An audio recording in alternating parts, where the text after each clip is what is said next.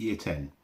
The 22nd of February was the start of Fairtrade Fortnight. So for this week's assembly, I want to talk to you a little bit about what Fairtrade is. So many of the everyday products that we buy, like tea, coffee and sugar, are produced in developing countries. And one of the problems with this is that producers in those countries are often exploited and receive a very small amount of money for the work they put in producing those products.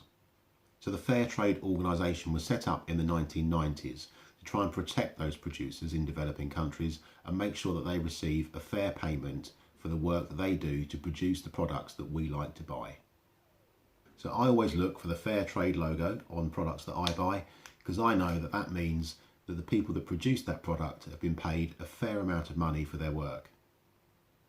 Here's a short video that will tell you more about Fairtrade. A supermarket. Here we buy almost everything we need in our day-to-day lives. Our decisions on what to buy are based on taste, quality, and price. But what you might not know is that the decisions we make can have a significant impact. Fair trade products vastly improve the working and living conditions of families in developing countries. But how does fair trade even work? Let's take this pack of coffee as an example. Fair trade coffee farmers don't work alone. They are members of cooperatives and organized democratically. There are many advantages to this system. A central component of the fair trade system is the minimum price, which is the minimum that farmers' organizations are paid when selling their products through fair trade. Additionally, producer organizations receive the fair trade premium. It is up to the farmers and workers to decide how to use the premium.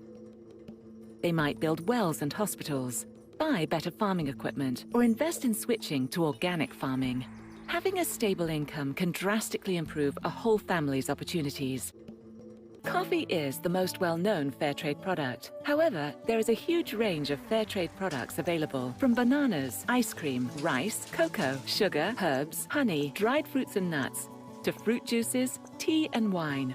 Even flowers, cotton, and sports balls can be fair trade certified.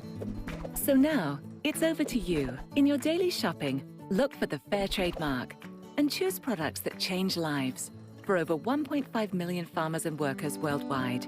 Fair trade. The power is in your hands. So these days it's not just tea, coffee and sugar that can be fair trade. There are literally hundreds of products that can carry the fair trade logo. You can even get fair trade clothes, because cotton tends to be grown in developing countries.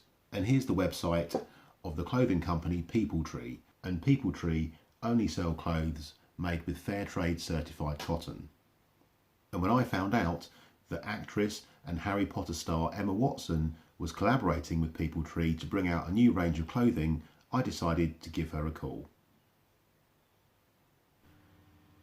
Wingardium Leviosa. Emma Watson, thank you very much for joining us. Your accent sounds English, so I'm guessing that's where you're from. Yes. Thank you very much for agreeing to join us in our Year 10 assembly. I have sent you some previous videos of our assemblies. I hope you've enjoyed those videos. I really loved the video that you sent in. It was one of my favourites. Your bedroom seems really cool, by the way. Thanks. I wanted to ask you why you were keen to become involved in the fair trade movement. I guess it's just spreading the word, you know, among young people. It's about publicity and promotion and just drawing attention to it and the idea of it, and so that young people, when they look at what they buy, they really think about the standards that were involved in making the item of clothing that they are buying. Yes, and I know you've been working specifically with the clothing company Fairtrade, and I just wondered what it was about them that drew you to want to work with them. I guess what drew me to Fairtrade is that, you know, not only does it have this kind of standard of, you know, making sure that the workers who make the clothes that they sell are given a fair price for their work. They also work to ensure that all of the cotton they use is organic, so they're not polluting the environment, and they're also committed to mitigating climate change. So they do three, you know, really important things. So one of the aims of this assembly is to try and raise awareness of fair trade amongst our students.